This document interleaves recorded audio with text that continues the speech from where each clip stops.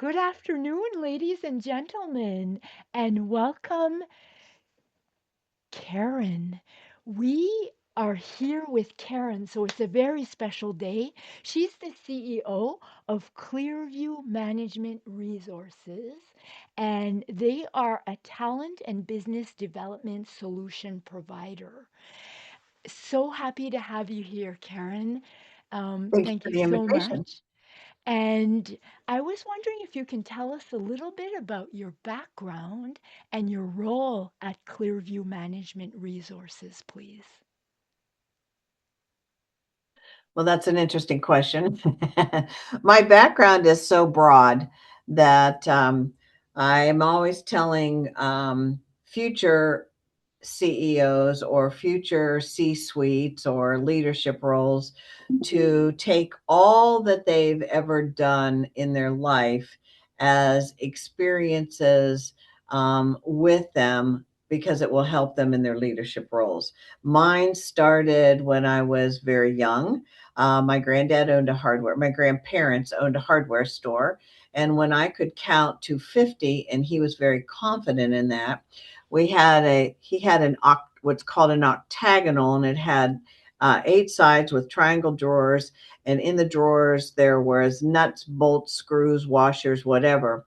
And back in that time, you had to do physical inventory at the end of the year. So from Thanksgiving to Christmas, we would go to Paula, Pennsylvania, and I would count those things in sets of 50. So I'd string 50 washers, or I'd bag screws or nuts or whatever up to 50, and then all the loose ones was what they could use in between, so that when it came time for January in the inventory, it would be much easier. So I started there, and then I worked in the hardware store. I loved the hardware store, and I worked through that in the years, and then I had part-time jobs, and then I became a Navy wife. And we were 10 years in the Navy. My husband was in nuclear power. And so he was picked up for staff for that first 6 years. So that was really nice for us as a family. And so I had a lot of part-time jobs. They wouldn't was hard to get a job as a military wife because they were afraid you'd get transferred. So you didn't. My father passed away when I was 16. So my grandfather did a lot of advising, and he always told me to get mentors wherever I lived. And so I really tried to do that and learn about the area, the history. My grandfather always said, if you're a really good leader or you're a really good country, you won't allow history to repeat itself. And so I really listened to that advice. And so I had a lot of learning all along the way, to the point that I then became an independent consultant. And then my husband became an independent consultant years later. And we then merged our consultants, our accountant asked us to do it to make it easier. And so then we have started a business, and then we hired people and staff. And so we are talent. So we are not hiring. We develop the talent that's within a company, Mm. and then we're business development. So we help do reorgs, we help set up processes, we help set up anything that would do to help a business grow. So you put those together, and we're working on talent and business development. And we are solution providers. We do a lot of customized work. So um, when we see something that is needed in a company, we will help to develop it specific for them because it's fitting their needs particularly. So, and we work with medium or small to medium sized businesses. So Okay. it's years and years of experience. Thank you so much for that. A lot of wisdom in that answer. I was wondering, Karen, what are the values and mission of Clearwater Management Resources? Clearview, Clearview Clear. Management. Yeah, Yes. Clearview Management. Um, what is our mission? Well, being a solution provider, we want to be able to listen, understand, communicate, and find out really what the issues are within a situation that a company may have. Many times we're brought in and they think it's one issue, but after talking with them or hearing them, it's really another one that we are. So being in our statement, in our tagline, is really part of our mission. Is we are a solution provider. We are going to help you get to the next step, and our goal isn't to stay in there forever. Our goal is to get you back on track and help you get to moving forward. Great.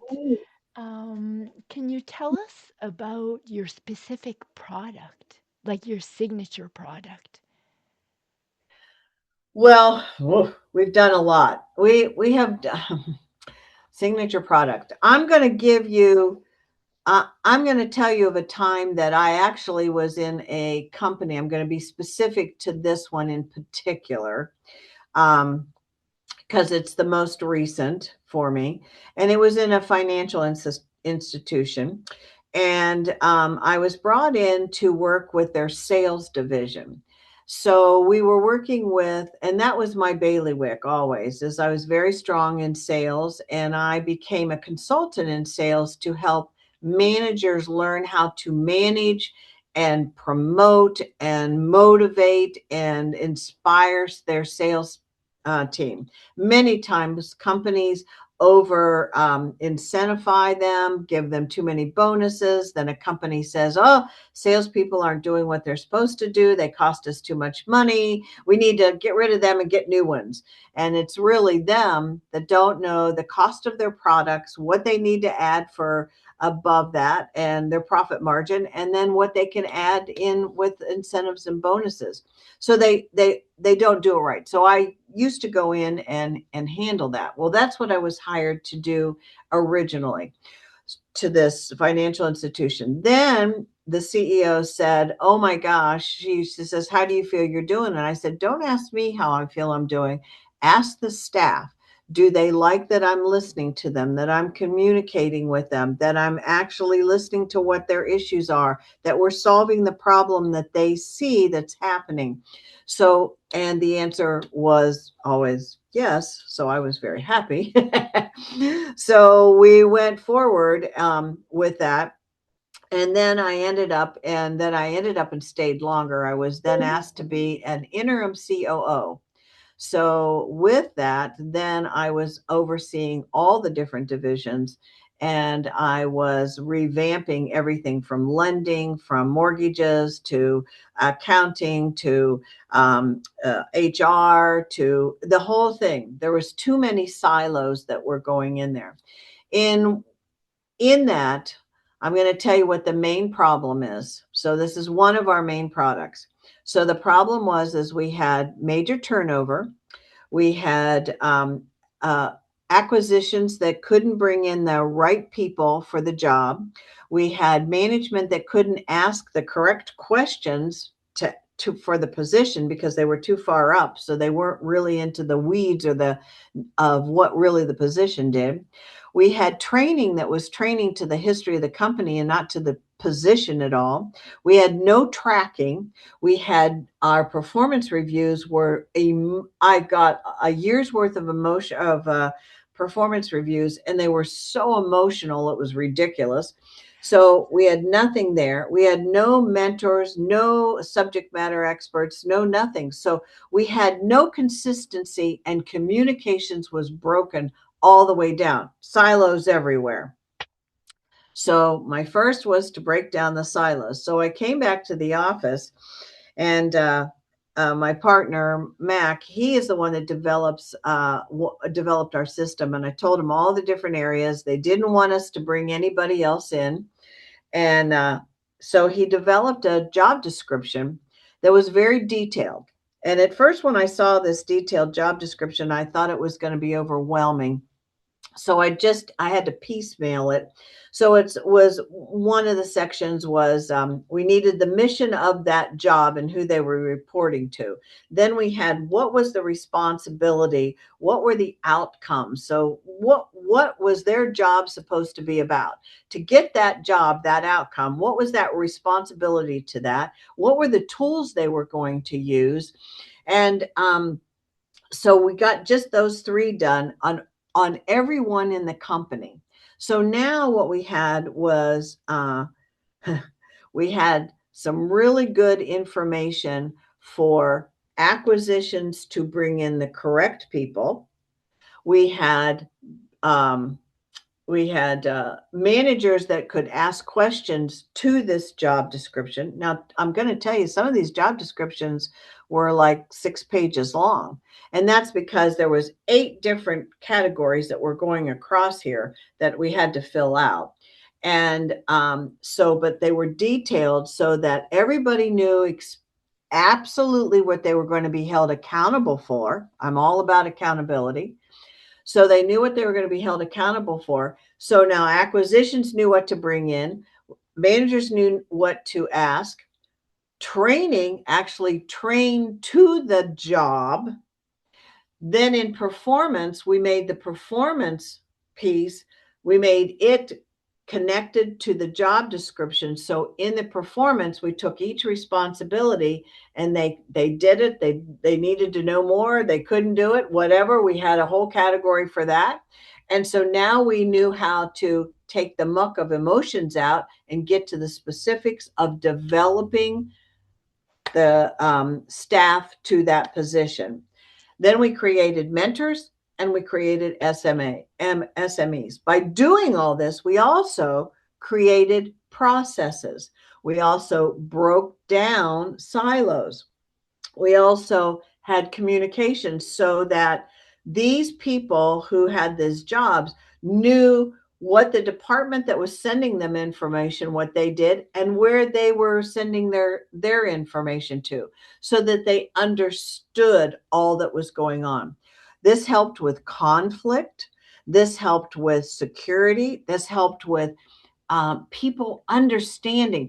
One of the jobs I was doing was helping sales or talking to the branches and saying things like, okay, we need to promote this. And the staff was saying, why do you keep telling us to do this? And I said, what do you mean?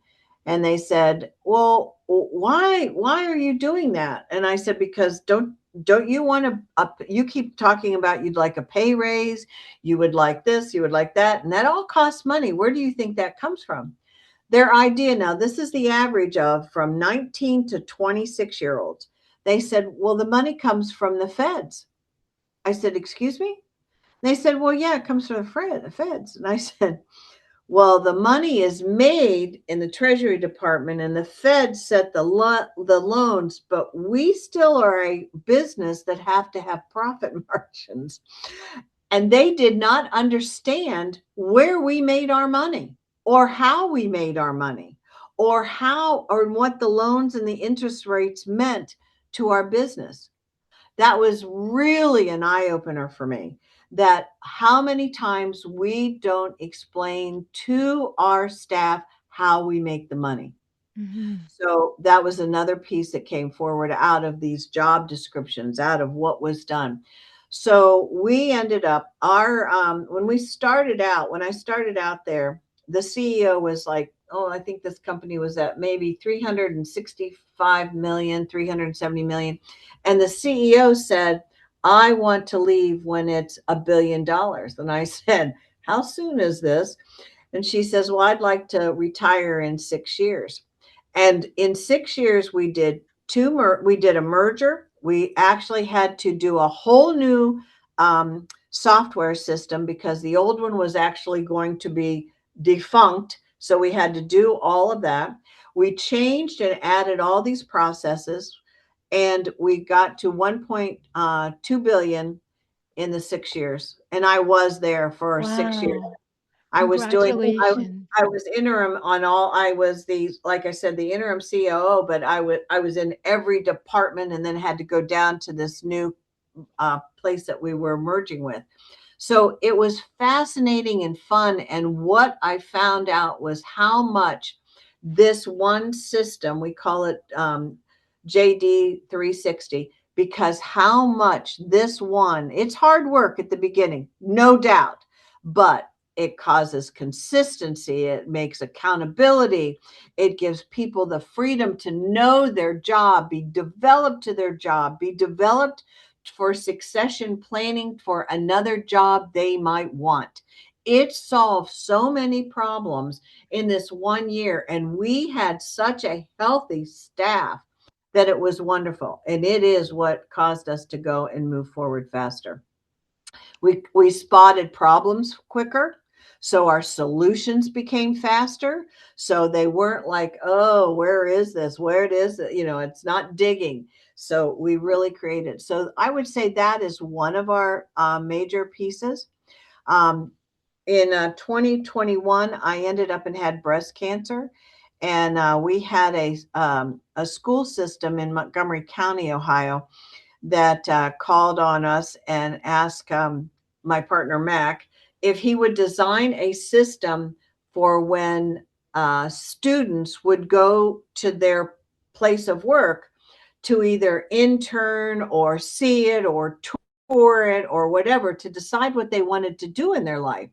So Mac ended up and designed a whole piece of all different kinds of ideas on how you can do this for students when they're coming in. And our company, actually, if they were a small enough company and couldn't do that, our company would go in and do that for them and set it all up.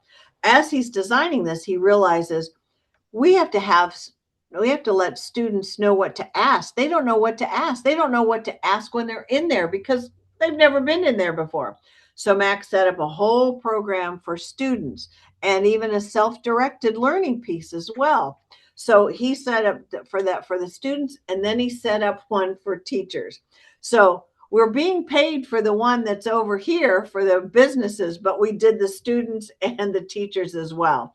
And it's gone so smoothly that we're working with so many other schools to help these students decide, because we're going to have a shortage of employees because of all the baby boomers that's retiring. We have people that aren't having as many babies anymore, or they're couples that don't want to have children. That's okay too.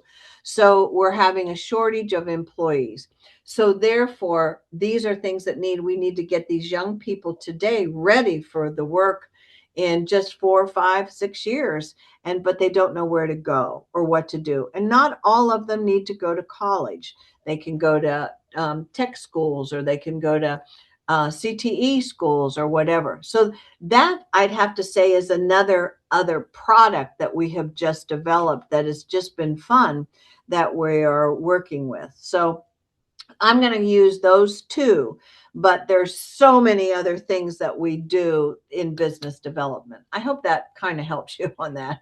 I mean, because we're Yes. pretty broad. I mean, we've been in business for 50 years together, so it's Yeah. there's a lot of background, a lot of experiences. Max processes and detail work came from the military, so from nuclear power. Thank you for your story, and it was wonderful. Thank And you. first of all, congratulations. It's you definitely have to celebrate that, and I'm sure you did. And yeah, I can imagine when you've been in business for that long, how many things you've developed. With your creativity and everything, when you see problems, you're able to deal with them more quickly, right? Um, so the next question for you, and I wanted to thank you also for providing that story, because I think it makes it more tangible for our listeners, the value that you provide, but from about working with your company, right? That's super important. And I was wondering if you can tell us about major shifts that you've seen in your industry lately. Sure. One of the major shifts that I'm seeing is that, about 10 to 15 years ago, we kept telling companies, you are succession planning needs to be put in place right away. You need to start this because the baby boomers are going to be retiring. Mhm. However, the baby boomers couldn't retire because they didn't do succession planning, no matter how much we were promoting it, getting it out there. Oh no, we're fine, we're fine. They didn't want to work on that. So 2019, 2020, when COVID hit us here big time, a lot of them, that's when they started to retire or they worked from home, but then they were going to leave. So what we got was a lot of young, unprepared executives as CEOs. So we have some that don't know how to read finances properly, some that make decisions too quickly, some that make them too slowly. But what they both do is they don't use data to help them with those decisions. So they're making them based on emotions, quickness to get it turned around, and then it just makes the problem either bigger or they have another one that rears its ugly head. So I would say one of the big issues that is happening right now is a lot of new and young CEOs that need to be prepared, need to have coaching, or need to um, ongoing training is extremely important. I don't care what level you are. I'm a CEO of Clearview Management, but I still go into as many webinars, to as many learning avenues as I can for the fact of learning what's happening out there, as well Mhm. as technology moves and shakes every day. AI is one of these biggest things today that is really entering people. But when I ever go into a webinar, what are they talking about? They're talking about the major things that we've been talking about leadership forever. Trust, consistency, data, communications. They're talking about all of that first. Well, they're talking about that along with AI. That needs to come first. AI is going to be your words that you're going to have in this library of AI in the background that you're going to pull from. If you don't have those words, those consistencies, those phrases of what makes your company unique, AI is not going to help you. So you need to have a whole set of other things that are going to be based and used for AI. But in the meantime, you got to set up your leadership to have to be held accountable. And one of the mistakes that I see is every time we go in, they have brought in new. They've we set up in another company I was in. We set up everything, set up all the processes. Things were running smoothly. They were growing quickly. Several of their executives retired. They brought in new executives, and the executives ended up and said, "Oh, you know what else would look good? Another process that would be good. Another this would be good. Another this." And they started changing these without talking with people. So now what's happening is we've got a mix again. We've got a mess that isn't working. They're not communicating. There's no connection. There's no consistency. So it's breaking down. Instead, you hire somebody, you teach them the processes you have now and say, these are our company's processes. You may have come here from another company that had processes, but this is what our company uses. Until we reevaluate this, this is what we're using, and this is what fits and works across the board. And they don't do that. So again, now we have a young CEO without any kind of decision making skills. They're too fast, they're too slow, but they don't use data. And now we have these executives, so we have lots of turnovers that's coming in and they're messing it all up. And this happens over and over. And you try to teach them that that's not what you want to have. So there's an accountability is huge, and consistency and communications. Communications and accountability are the first two things that we see that are always wrong in a company. I see. So with all of this, where do you see yourself in 6 months to a year from now, Karen, with Clearview Management Resources? Well, this is all going to depend on our president, on what he's doing. I mean, his idea and his vision is that we're going to try to make everything in the country. We need to we need to become more self-sufficient and not reliant on other countries. This is what his vision is. Well, the problem with that is everything that he's putting in place and everything that he's done, he is really strangled companies because they can't grow. People don't have jobs. They can't spend money. They can't buy the product. So they don't have a profit margin that they can actually build anything. So we're very stagnant, and we've got companies that are frustrated in how to get to those moments. So what are we doing? We're laying stagnant.